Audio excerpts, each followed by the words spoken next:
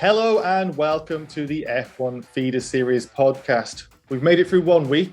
Can we make it through 2? Well, here to find out with me, Jim Kimberley, your host, is Floris Visman. We've also got guest Chris McCarthy and Tyler Foster joining us to make a great quadruple of people to talk all about W Series, their testing. We've got races in Dubai now for Formula Regional Asia and F4 UAE. And we had quite a response from the Ask F1FS hashtag. Lots and lots and lots of questions to go through. So it's been busy, hasn't it? It's been a busy old time, Floris. How have you found the last week with the podcast response and the race results over the weekend?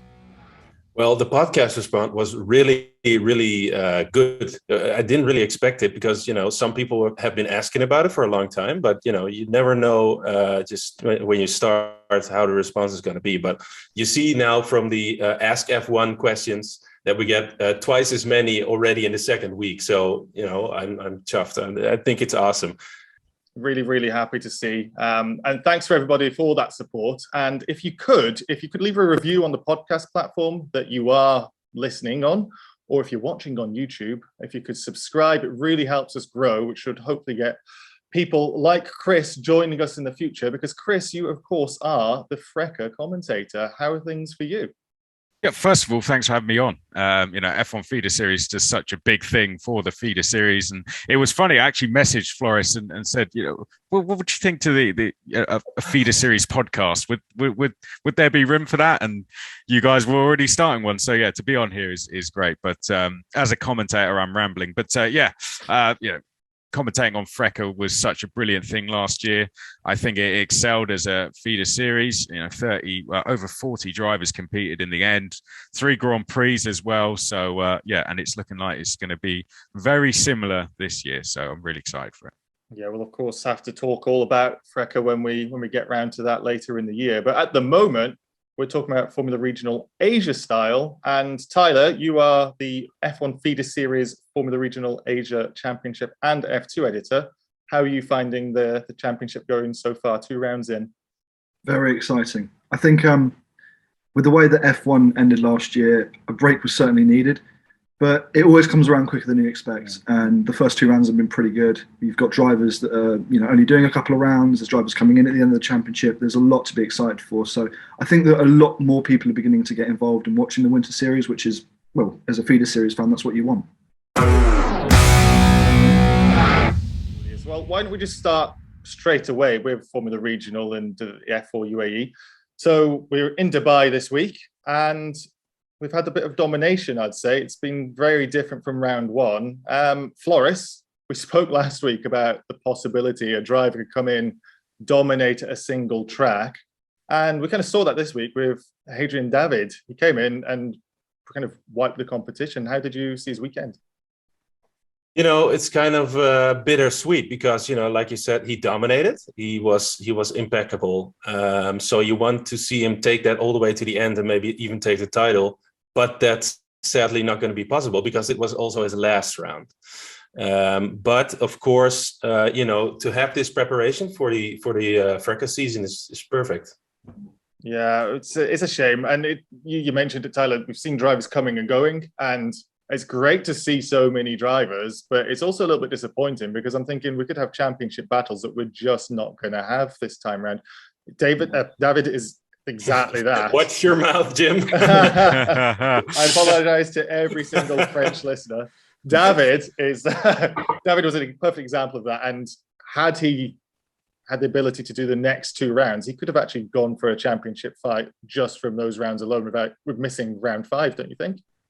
Definitely. I mean, he's coming into the championship and I think that he's got a point to prove. There's a lot of drivers that he's raced against, competed against. And I think that when you come into a championship already off the back of competing against your fellow colleagues that are on the grid with you, you kind of want to beat them just to start the season off the right way. And he's done that. He didn't have a great first round, but he's had an amazing response in that regard, and that's perfectly set him up for the season. And he had great battles with Pepe Marti. So it is a shame because there's only 5 rounds and it comes around so quickly, and you want to, as a fan, get engaged with certain drivers and kind of will them on. But at the same time, it's nice to see a sort of different battles coming and going. But yeah, Hadrien David definitely a driver to watch this year. But plus also, I actually don't know how his super license points situation is, but in a winter series, you can score points in addition to a normal season. So I don't know what the plan was there. Maybe it was finance or whatever. I don't know, but it's a shame he couldn't take those points. You mentioned Pepe Marti as well there, Tyler. What an absolute stonking weekend. I'm not really that familiar with Pepe, and Chris, it looks like we've got another star from Formula Regional. What did you think? Yeah, Pepe Marti has been the surprise package, I think. He did UAE F4 last year, I believe, and he did Spanish F4 this year.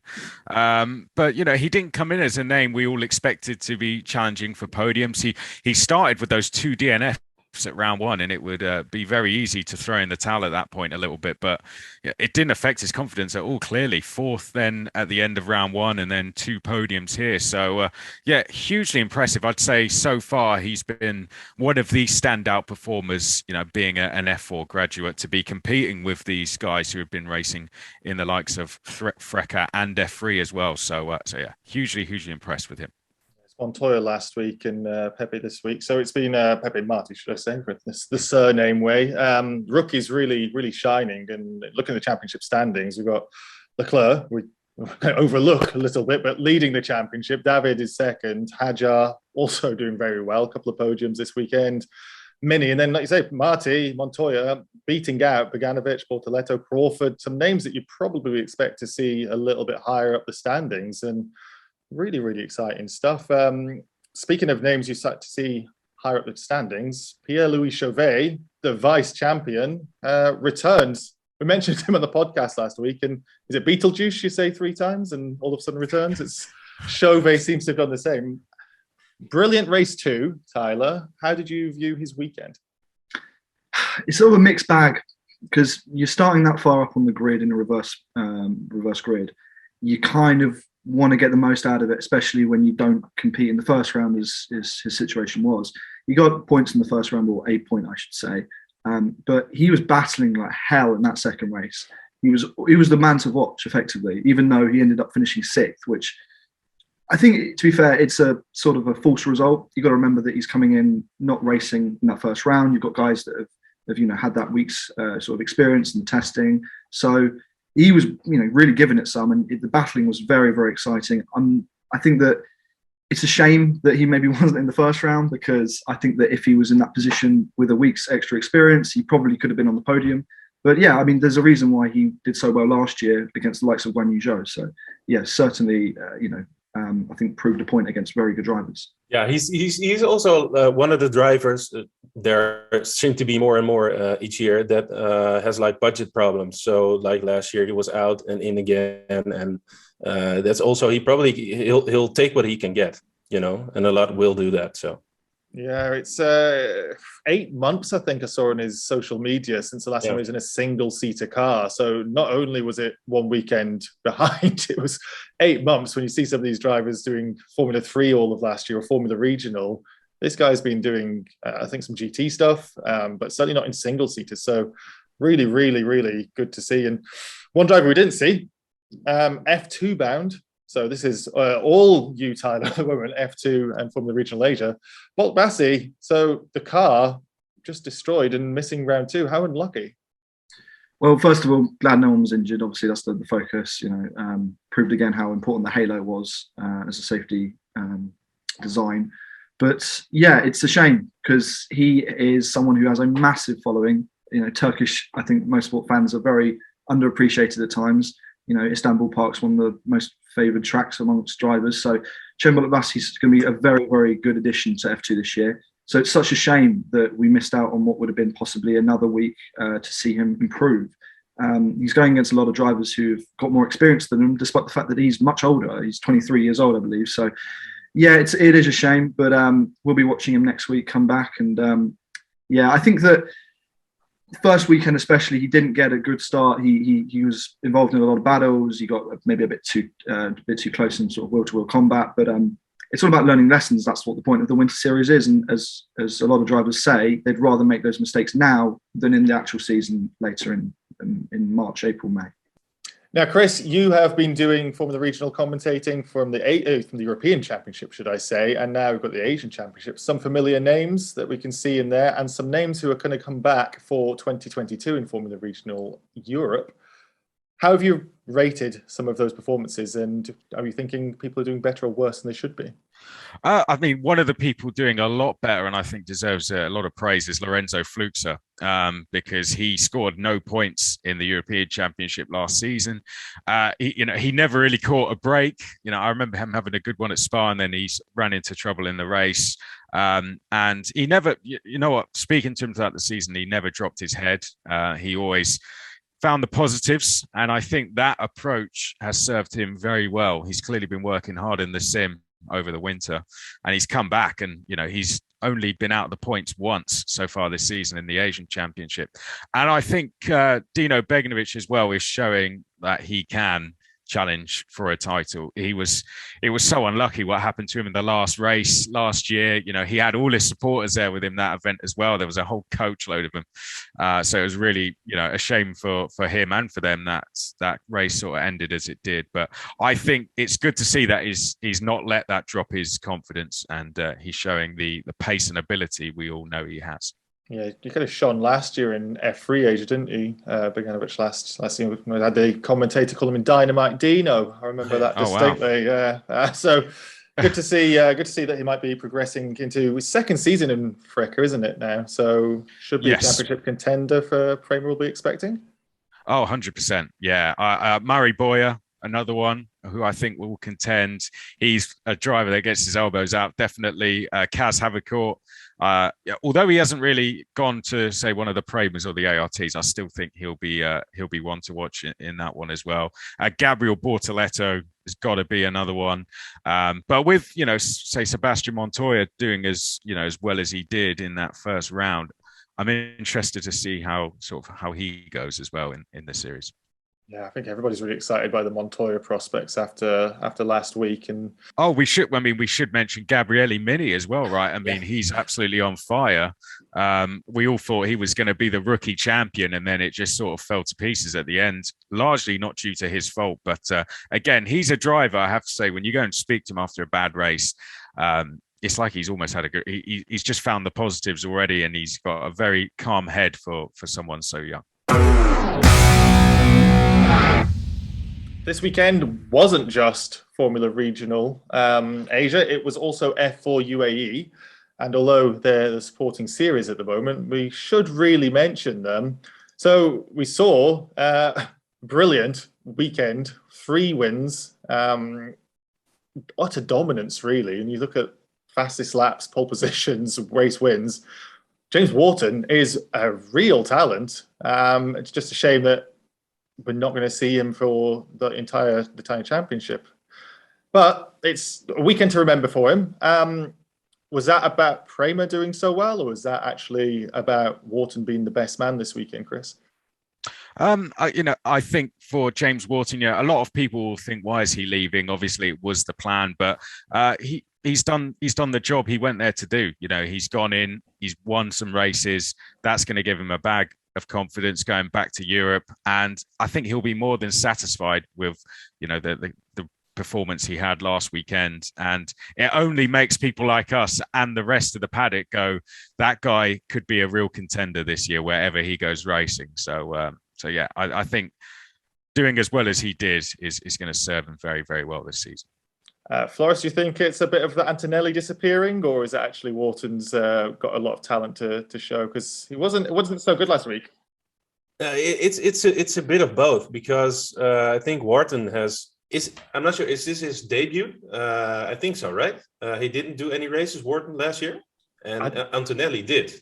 So Wharton's basically a Carter coming in with. Yeah, exactly, and I think that makes a difference. Like, it was kind of feeling the waters on his first weekend, and Antonelli, he had just that little bit more experience, and also he's a great talent. But I actually want to see the comparison between Wharton and Antonelli. I actually want to see them on the same weekend, but we won't. After the first round, I thought, that's it. Andrea Kimi Antonelli, it's going to be like another Oliver Bierman situation going on here. And then James Wharton came and did what he did whilst Andrea is gone. So if you're James Wharton, you're going, well, I'm just got just as much of a chance as he does. So yeah, the Italian F4 is going to be, so exciting to watch, as it always is.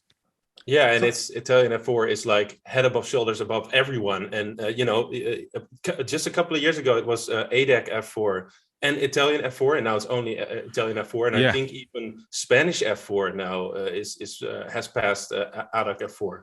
Yeah, it's the biggest F4 championship, since it started in 2014. I think it is by far, by entries, I think by the amount of people that watch it as well, by the teams.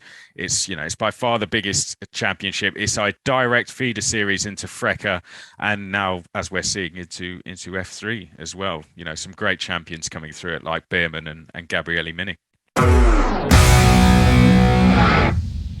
We could talk all podcast about this weekend, but we've got plenty more, including your questions to come through. But one of the things, which is another series, Floris, W Series has had its calendar put out, and a pretty damn good calendar. And also they're testing in Arizona with an F4 car. Can you tell us a little bit about everything happening in W?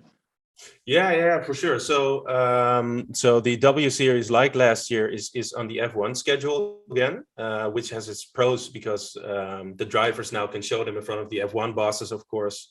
But also, if you look at the calendar, 8 rounds, and we have quite some gaps again. So we have 2 races in May, and then they won't race until July.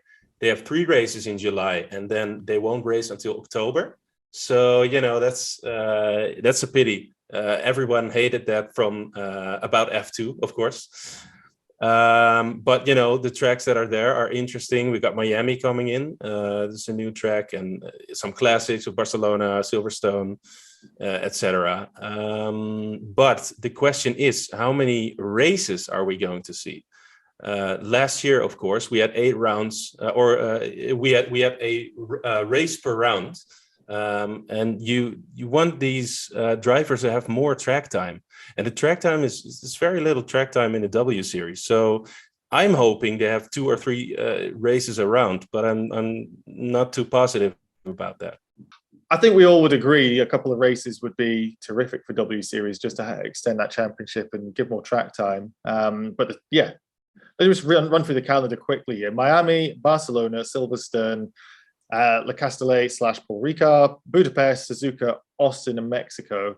It's a pretty good calendar. I'm quite impressed with it, especially Tyler. The final 3 races, Suzuka, Kota, Mexico City, in 1 month. That's a way to do end the season. Well, not only that, but it's an opportunity to travel, which, minus the whole expenses and cost issue, is something that I think W Series needs, because it's the whole, trip around Europe every time, and I hear it with younger drivers in European series. When you go to places like Spa, when you've been racing at Snetterton all season long, it's that sort of extra motivation to really be excited. And yes, Suzuka's it's a driver's track. Austin's one that's getting repeatedly more and more exciting, and Mexico City it's just basically like one giant party. So yeah, I think that's really good for the calendar. Really is. We apologise to Snetterton for these insulting comments. Tyler does not represent all of our views. You're as important to the track as any. Any thoughts from you, Chris, just about W Series quickly with what we've got there, with what we're seeing this year? It's great. When it started, we only went around Europe, and we sort of got to go to Kota last year, and I think that showed the American fans, the young talent we have, female talent coming through motorsport, and now that gets to get shown in Japan and in Mexico as well. But particularly, I think W Series are now looking at bringing in a younger field, and I think that's very important for the series. They brought in, we had some older drivers in there the first couple seasons, and I think that was a good thing to get the series off its feet and show the potential that already existed. But now we've got to start showing the potential that's coming through, because the young karters they're coming through, like Teresa Babichkova, I think that's one of the ones that's very exciting. How good she did at the grand finals, the Rotax grand finals, which is essentially like W Series. You all getting the same kart, same engine. It's just a raffle who gets what kart and engine. So and she basically, she could have won that on track, but yeah, that's one I'm really looking forward to seeing, actually, if she makes it in. course. Yeah, well, that's the thing. They said, Floris, they're doing the test as you listen, probably, listeners, or as you watch, because they're doing a 1 week test at the moment with 14, 15 drivers with a couple of cars, F4 cars. Can you explain that? I know there's an article, little plug for the website that Aisha has written on F1FeederSeries.com, but can you detail this? Yeah, sure. So they're doing a test in F4 cars, so not the regional cars, because they're preparing them in Europe. It is going to be 15 drivers, like mostly younger drivers, coming from karting, some from F4. And they're driving the US spec F4 cars, but they only bring 6 cars. So they're every driver is going to do like 1.5 days of driving. They also got Belen Garcia, who drove last year and drove really well, by the way, who is going to set the benchmark lap times for the drivers, and they're just going to be there. So the W Series can see how far these drivers are, if they are far enough or good enough for this year or maybe next year. So it's a different sort of test from what we see elsewhere. We're actually testing the drivers for future candidacy, I suppose. It's I do love what W Series stands for in terms of meritocracy, and I do wish them well. But we'll come back to W Series. We'll maybe talk a little bit about the test, but their championship, like we say, starting in Miami. So it's May when we'll see those cars on track. Before we get into your questions, Formula 3 as well. A whole host of driver announcements, Floris. It's going to be, again, a stacked field in FRECA and a stacked field in F3. Yeah. So, we had a long time with almost no driver announcements for FIA3, and then in 1 week we had like 6 or 7. So you had Stanek coming in for his 3rd year, Pepe Marti, which we already talked about, going to Campos. He was already with Campos. Then we have Todd, who is doing F3 again, the Hungarian driver. Someone who I'm pretty interested in is Hunter Yaney. He's also going to Campos, so you already know, like, it's not a championship winning team, but he's still he's a pretty, I think, a pretty talented driver, and also pretty young. I think he's maybe still 16 or 17. So he's not going to go for the championship, but I do expect bigger things from him this year. Then you also have Villa Gomez, who's like a little bit like a back marker, to be honest. And then you have the American Japanese driver Reese Ushijima, who really, you're a pretty decent year in GB3. So, and he's going to Van Amersfoort, who are also making their debut in FIA F3. Years ago they did European F3. So it's probably going to be a kind of a difficult year for Van Amersfoort this year in F3, and even more in F2 probably. But in a year or two, they're going to do great things, I think. You echo that, Tyler. We've got put you on the spot a little bit, but Van Amersfoort coming in here, and they're replacing HWA. Are we thinking a like for like at the bottom of the grid, or do you think they're actually going to have a bit more resource behind them? I think Van Amersfoort are a team really to watch. I think it's so difficult to come into F3 and challenge straight away. So maybe not this year, but I think they go about things the right way, and not necessarily always a good way to translate what they've done in previous categories straight into F3. It's a completely different thing, so it will be a really big tough ask for them.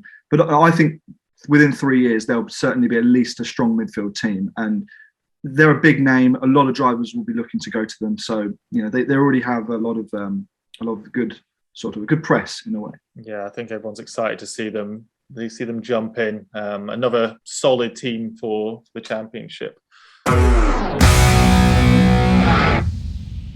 Well, we're going to go on to your questions, because this is a podcast which is for everybody. I want you guys to feel involved. So do get in touch. Use the hashtag AskF1FS on Twitter, or you can also drop into our Discord, because there's a couple of new channels in there. So look for the podcast channels on the left-hand side, chat about the podcast, or ask your questions.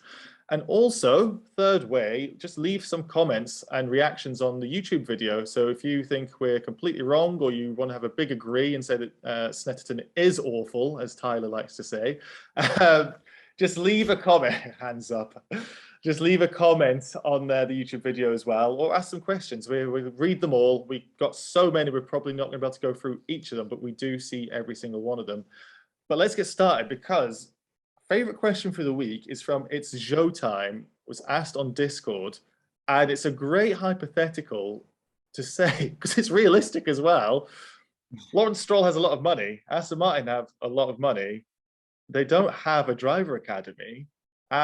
So this goes out for all three of the guys here. So we're going to go Floris, Chris, Tyler. Put you on the spot first, Floris. You're hired by Lawrence Stroll to build the Aston Martin junior team. Select 4 drivers for the starting roster. 4 drivers. So, yeah, first off, I'm very happy for myself that I got hired by Lawrence Stroll, because that will be a big, big payday, probably. That's a scary boss, though. Yeah, I also managed to sell F1 Feeder Series to him. So, yeah, I'm going to do fine. I'm going to live on a tropical island. Secondly, of course, I've been thinking about this one because this is a really interesting one. So I went through a lot of drivers that are not in an academy yet. So my first pick would be Gabriele Mini. It's so weird that he hasn't been picked up yet by like Ferrari, of course, because he's Italian and he's an extremely good driver. My second pick would be Hadrien David. Who was in the Alpine Academy, of course, and then he departed from that. And if he won FRECA, he would have been back again, but he didn't. My third one is actually a woman, is Abby Pulling, because she was really well last year, but also, of course, the same story. She didn't have enough funding to finish her season, but I think she really deserves it. Maybe one of the best female driver out there at the moment. And the fourth one, I couldn't choose. So I have 3 names: Delano van het Hof, because he's Dutch, good reason. Nikita Bedrin, our Russian guy, who is now driving his ass off, and Tim Tramnitz, because Germany needs a Formula One driver. A new Formula One driver. I was going to say, Sebastian Vettel is still there. Who's Sebastian Vettel? Who? Sebastian who? Who? Great names, yeah. Very, very good names there. Really exciting. It's a difficult question. I'm glad I've not been posed it. So, Chris, over to you. Well, first of all, there's 2 on there that Floris has said. So, Gabriele Mini, again, I'm also surprised. That Italian F4 championship he won back in 2020, absolutely blitzed it. Won by, I think, over 100 points or something ridiculous. So, and he's got the right attitude for a driver to go all the way, having met him. Hadrien David is the same. I just don't think he's got the budget on his own, maybe, to go there, which is a real shame because he's hugely talented. So I think he deserves a chance with someone like that. And then the other 2, Zane Maloney. I think Zane is such a huge talent, a really nice kid, and it's just a great story, isn't it? You take Barbados into F1. So if you're Lawrence Stroll, marketing wise, that's a great name, but hugely talented. And then Mary Boyer would be my last one. I'm just very impressed with how he did in FRECA last year, and he's quite an aggressive driver. He gets his elbows out. So yeah, I think Lawrence Stroll would be pleased to have a driver like that in the academy. That's a great names as well. Tyler, you going to echo these, or is Alessio De Leda one of your picks? Yeah, Raghunathan's top. Got a bit. I'm happy because you're right. My thoughts are echoed. I've gone with Hadrien David, Gabriele Mini, and Zane Maloney as well. I agree with Chris. I think Zane Maloney is a really good shout. Again, he's sort of someone that I'm surprised. I don't know why, but I see him as sort of a Red Bull driver. I don't know why. It just seems like a fit. Also, Hadrien David's the youngest. He's the youngest Formula 4 champion in history. And both him and Gabriele Mini have the advantage of having, of being so young still. but having that mega talent. My last driver on that list would be Gabriele Borsaletto, because in my opinion, it's not a great representation of Brazilian drivers, and I think Brazil are one of the motorsport powerhouses, and Interlagos is one of the best Grand Prix of the season, and I think it's such a shame to not have sort of a Brazilian representative. Kaya Collet is a driver that I like a lot, but he's with Alpine, so Bortoletto is a driver that I'd go with to make that four, if Lawrence Stroll lets me, that is. Well, there's also Felipe Drugovich, who's going to go into, was it third season now? But yeah, Brazil, right, yeah. And the absolute fandom behind Drugovich with Brazilian fans, it's so good to see. Anybody who's heard my voice before from GP Grandstand and our friends at Inside F2 on the podcast will know I'm going to be absolutely furious that Ralph Boschung was not mentioned in any of these academies. But I'll let it slide for now. We'll move on to our next question. So this one comes from Simone Vestidello, part of the podcast where I mispronounce names horribly. And this one actually came through YouTube as well. So Simon talks about the fighting on track with Formula Regional Asia with the Tatuus 318 with these tyres compared to what we see in Freak Europe Cup W Series. He says it's actually really good. This is from last round. What do you think on the tyres having such a big impact on the cars, Chris? Yeah, I think it's great. Tyres was a thing that drivers talked about a lot last season, and not always in a good way. I think particularly at Mugello, tyres were going off after sort of 6-7 laps. So they really struggled with them. It was hard to see races that were fought all the way to the end. So yeah, if we can have some tyres in that, see the drivers battling all the way through and able to to push themselves all the way through, rather than going into tyre management mode, that would be cool. I think on the flip side though, having to manage tyres is great for a feeder series, because it teaches you some very, very good lessons for higher up in the motorsport ladder.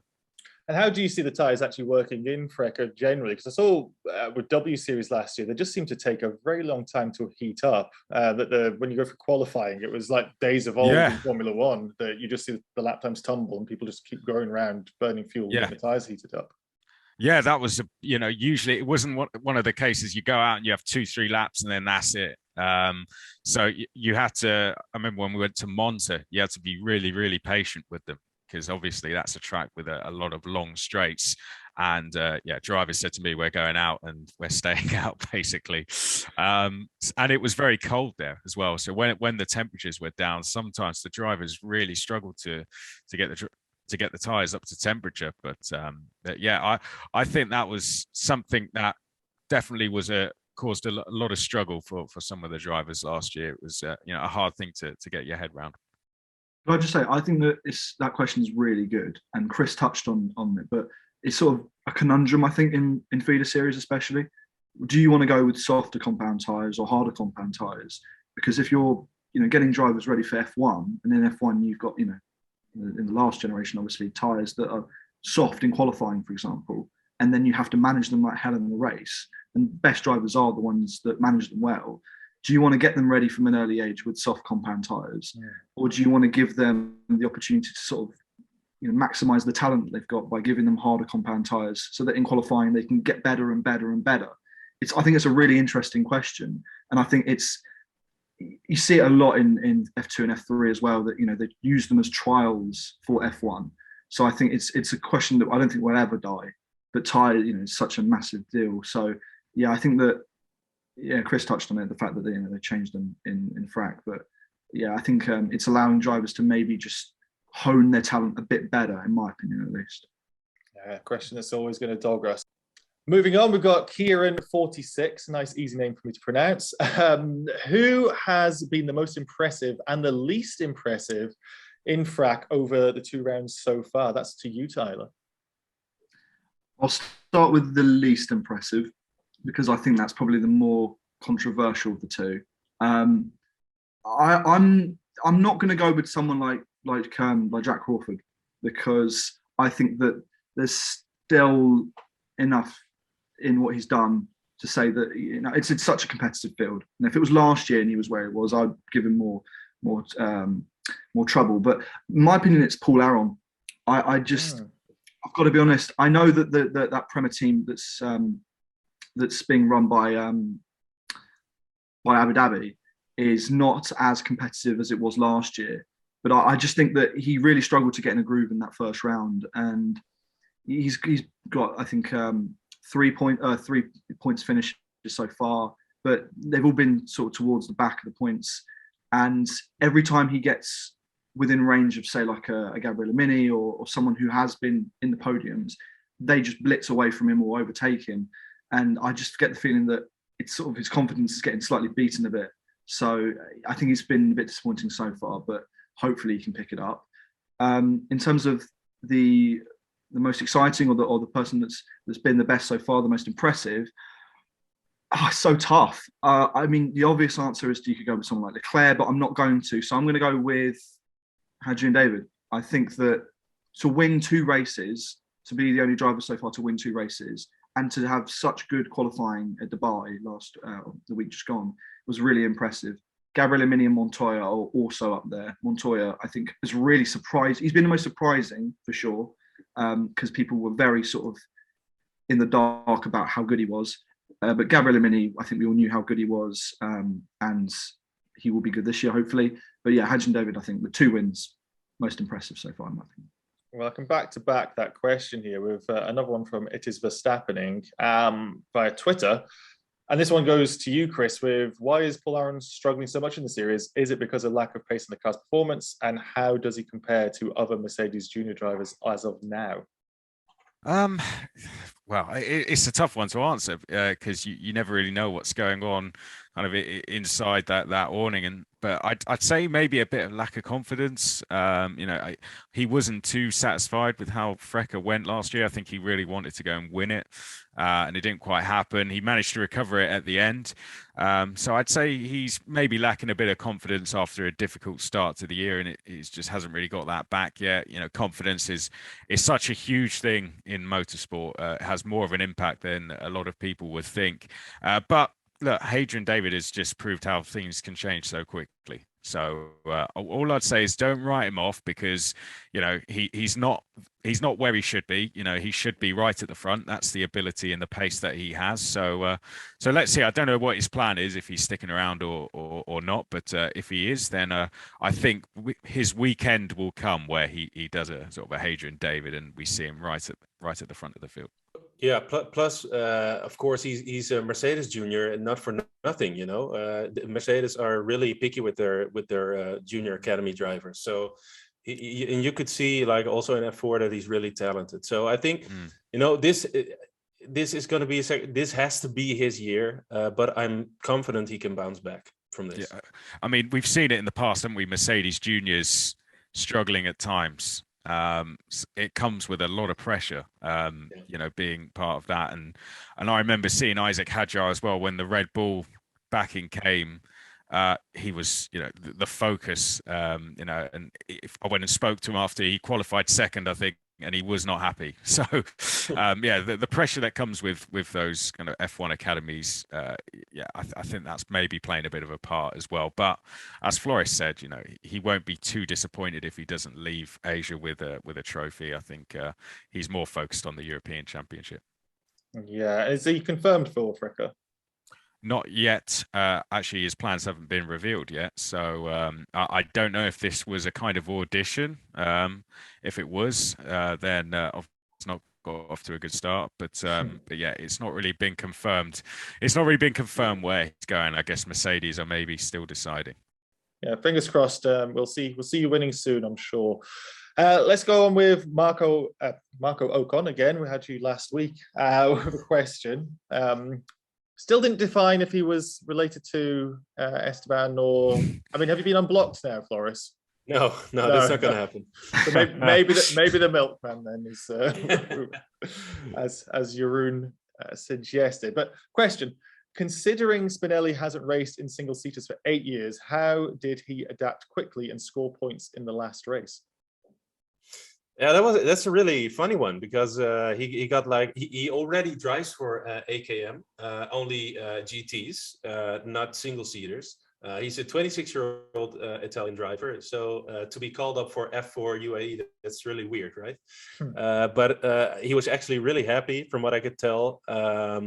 Plus, the most important part, he really got on with it. And at times he was battling with the Premas, he was overtaking Premas.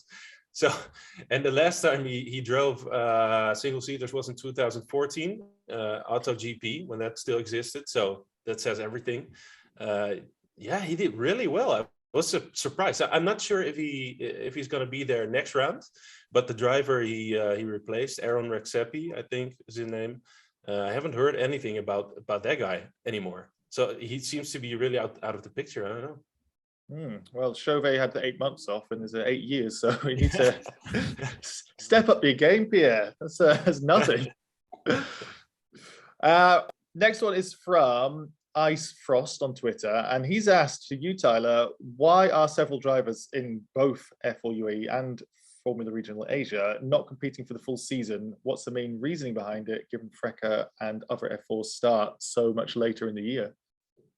It's all to do with the ruling and drivers wanting to remain as rookies going into their season. Effectively, if you are in the championship for more than 2 rounds, your status as a rookie is taken away for the ongoing season that you take part in. If you are coming into FRECA for your first season and you only compete in 2 rounds in Formula Regional Asia, and then leave the championship and then compete in FRECA from the start of the season, you are still a rookie, which is a big deal to drivers because they want that status as being both a winner and a rookie. So yeah, it sort of helps as well with sponsorships and things to put on your resume. So it's a big deal to them.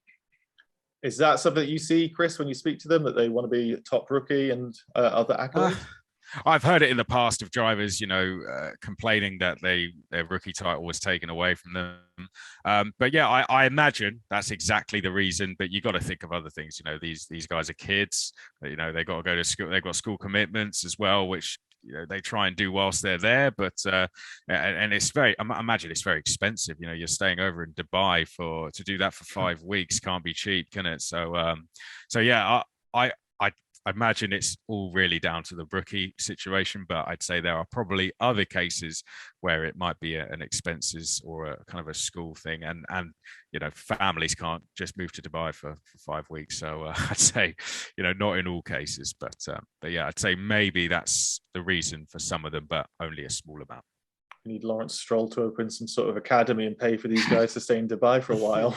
Yeah. Next question goes on to you here, Floris.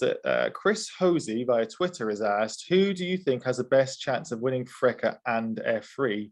Plus, what do you think of this year's GB3, GB4 and British F4 seasons in terms of potential championship contenders and title hopefuls? So lots of names you need to throw at us.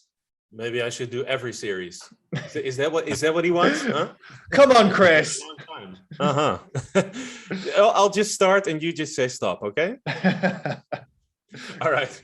So I'm going off the names that are confirmed now, not speculated names, just the names that are already there. For FRECA, I'd say Mini and Boya. I agree with Chris that Boya's really like. He's not only talent, but like you said, he's an aggressive driver, which I like. And Max Verstappen style, don't back down. I also think Bortoletto has like an outside chance.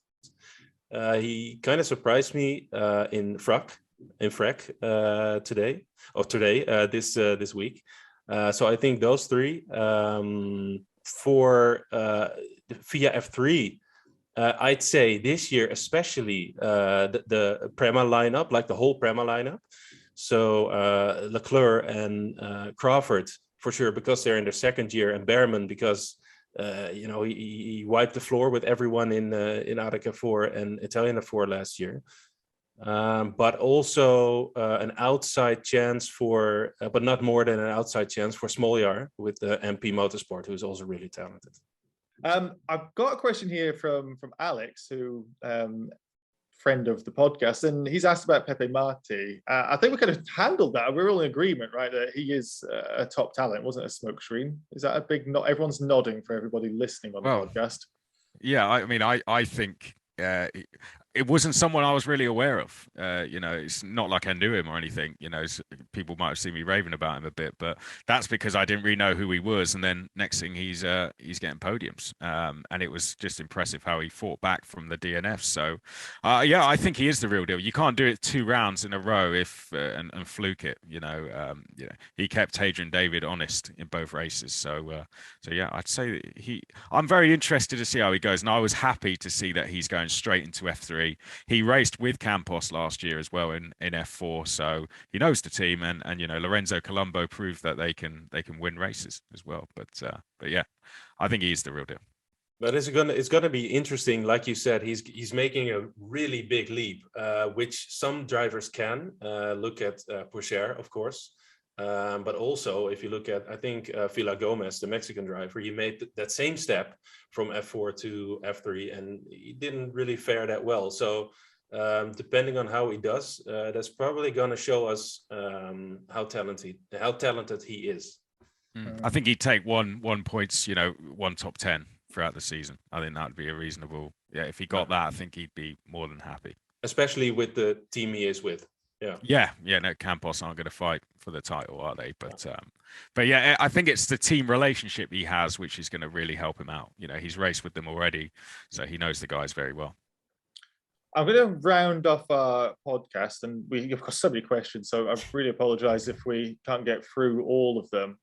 But there's 2 which I'm going to take the host prerogative here and be able to say these are the ones we're going to go with. Just 2 with W Series that I wanted to pick up. So one's from Jen Wade, asking about the concept essentially of W Series and the chance to have Formula racing on a professional level. But it's actually the second question I've got here from Sam, asking, do you think W Series is sustainable with its long-term future, with its current model? And how long do you think it's going to be before we get future F1 drivers passing through the series?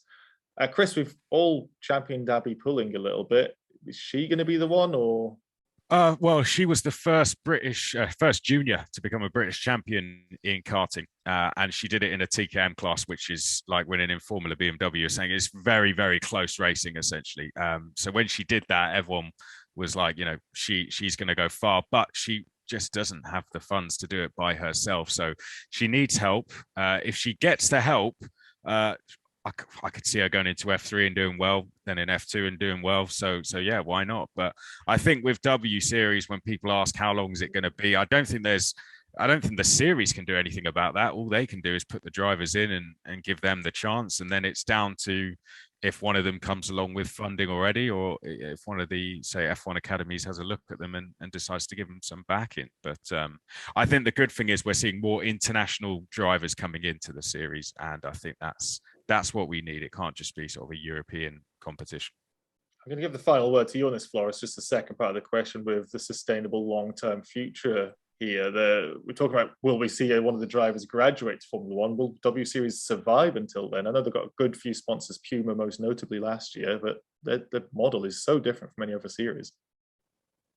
Yeah, I get where the question is coming from, and the question is, maybe you say, are they going to survive? But maybe the question should be, do they want to survive? Because if women get the same chances as men, W Series is obsolete. So I think that's more the question. Is it sustainable? Sure, if you throw enough money at it, it'll stay for 50 years. But it all starts with women getting the same chances as men, all the way down at the grassroots level, at the karting level. That's where it starts. So we started out with the older drivers in W Series, like Chris said, in 2019, just to establish it. But I think if they want to stay and want to be seen as a serious series, you have to have women from a certain level that are like 16, 17, 18 years old, same as in FRECA. That's where you gotta work towards, and then sure they can stay. But again, I think once they're obsolete, that will be a good thing. Yeah, I agree. I think I've heard Catherine Bonmuir talk about obsolescence is exactly what they want. So yeah, I'm really excited to see how that goes this season, and we'll speak a little bit next week, I'm sure, regarding how their test went too. But that's unfortunately all we've got time for all the questions. But if you do have some, I'll go through again. Use the hashtag AskF1FS on Twitter.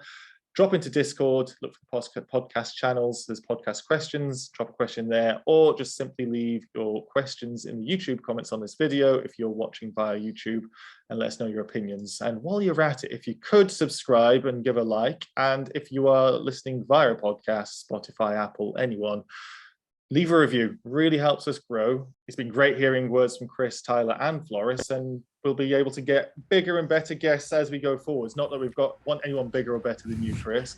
Thank you to everybody for watching and listening, and thank you in advance for leaving that 5-star review. Until next week, we have been the F1 Feeder Series podcast.